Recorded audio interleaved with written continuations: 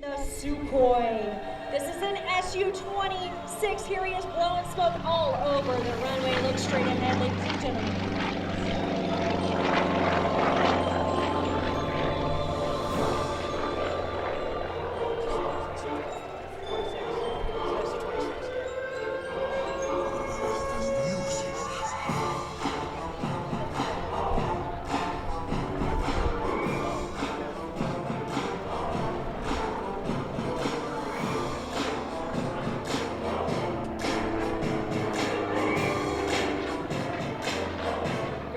You that have not seen Rick fly in the last 15 years, let me explain what you've been missing. Rick came up through the U.S. Aerobatic contest categories, dominating the highest regional levels of competition, flying hits and Sukhoi aircraft. He won the Canadian-American Aerobatic Challenge in 2004. He's also one of a handful of pilots in the world who has flown all three fighters of the Battle of Britain: the Spitfire, the Hurricane, and the Messerschmitt VF-109E. He's one of an even smaller number of pilots who's flown them at the edge of their performance envelope, and you're seeing him fly his Sukhoi as such here today. You see, he's acted as the test pilot for the only Messerschmitt VF-109G to fly in North America. Look at this, he just decided to turn his aircraft into a helicopter. Now he's pointed that nose right back down at the ground, coming at you here into that aerobatic box, perfectly maintaining his altitudes and everything that he needs, his configurations to keep himself safe and whatnot. Quite a show. Look at this, diving right back up, rolling over, and pops it straight up to the sky. He's such a freestyle guy. I love it. I love it, love it, love it. This air show demonstration is one of many that he's performed. You see, he's also flown the World War II Spitfire Mk9 and one of the most graceful aerobatic air show solos ever seen. Snaffles, avalanches, and hammerheads. Here he is, folks, show center with Volker in the Sukhoi. It might be red here. Normally red.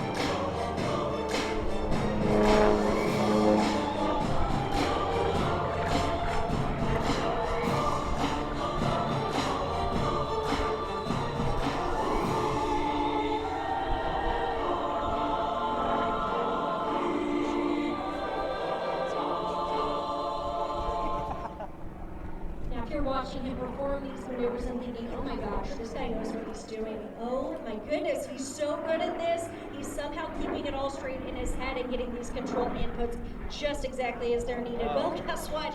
He's an aerobatic competency evaluator for the airshow industry. So he's got to be the best of the best, right? He's right here at the Power and Pines Air and Space Open House. For his experimentation with alternate fuels. You see, the aviation world is scrambling to find an unleaded substitute for fuel. And Rick is one of the few independent testers in aviation that provide this test data. In 2011, Rick's tests with biofuel contributed to the science for one of the promising replacements for traditional gasoline. He feels strongly that to guarantee the future of general aviation, environmental issues must be tackled. In this performance today, he's demonstrating freestyle aerobatic flying, which can be better defined as being outside the normal box of aerobatic maneuvers. You see, most aerobatic pilots stick to traditional figures that you've seen many times at air shows, but Rick's aircraft has performance characteristics that can best take advantage of gyroscopic effects. The big propeller on this thing basically acts like a child's gyroscope toy. So if you think of a person holding onto a spinning bicycle wheel by the axles, when you try and turn this spinning wheel sideways, well, it doesn't go as planned. You see, there's a strong effect that pushes the wheel in a different direction than intended. The pilot must develop an understanding for how this strange gyroscopic effect can be used to actually pull his airplane out of the airflow, allowing it to be literally spinning around the propeller. Science going into this, a lot of thought has to go into this, and so much training as well. See, the Sukhoi, it's a single seat aircraft, but that's a whole other variable too, right? Now you can check out of the Sukhoi with a single seat, so definitely a good player there. But this aircraft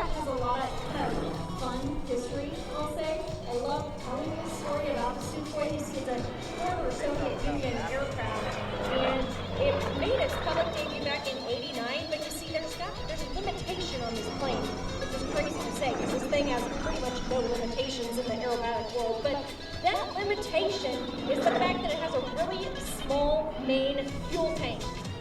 So the Soviets were quite aware that pilots might try to defect in it. So they kept the standard fuel supply small enough to get only an hour of range. Then they would issue pilots an extended range belly tank if a longer flight became necessary. Kind of makes me nervous, right? You can share that with me. So back to the basic capability of this aircraft here. So since there were only about 60 of these built, their presence is gradually decreasing. First aircraft being built in advanced composites, and is the result of a wing that's been tested to withstand, get this, over 26 Gs before failure. 26 Gs. Holy cow. So it's actually geared down so it can turn the largest propeller that will clear the ground. The result of the aircraft, again, almost hover like a helicopter. The seat in this thing is also reclined too, so it's actually engineering going into the build of these aircraft. Ladies and gentlemen, this is your last pass by the Sukhoi. Here it is. Take your snapshots. Woo, he's rocking and rolling out there in the skies here. McGuire-Dix-Lakehurst base.